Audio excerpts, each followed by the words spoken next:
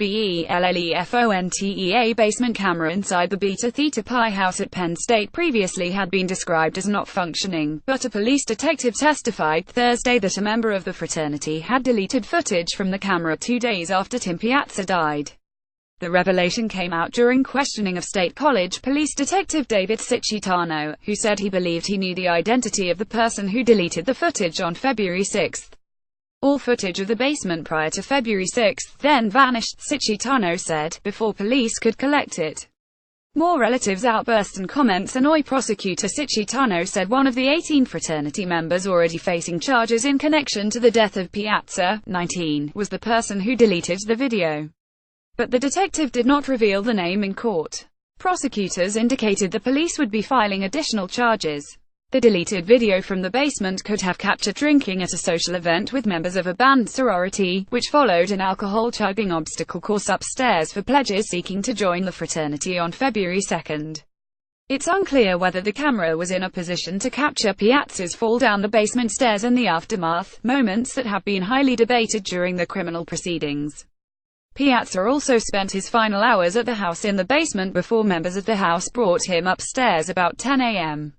February 3. Police went to confiscate the cameras on February 6, but waited to get a search warrant before observing what was available through the cameras. Center County District Attorney Stacey Parks Miller said it was learned just a few days ago that there is footage on the basement cameras, previously believed to have been inoperable. The discovery came through ongoing IT analysis in the case, she said. There were functioning cameras in the basement and they were deleted. Parks Miller said she is not sure that recovery effort will be successful. The bombshell about the camera being tampered with was among a few bits of new information at Day 4 of the preliminary hearing for the Beta fraternity members facing charges ranging from involuntary manslaughter to furnishing alcohol to minors. Can Beta basement video be recovered? Ted Simon, attorney for Luke Visser, also brought out what he said was new information that Piazza may have tripped over a girl sitting on the stairwell to the basement. He sought to portray the fall as more of an accident than anything related to alcohol intoxication. He asked the detective if he had identified the girl, and potentially a second girl on the stairs, and interviewed them. Cicitano said he had not.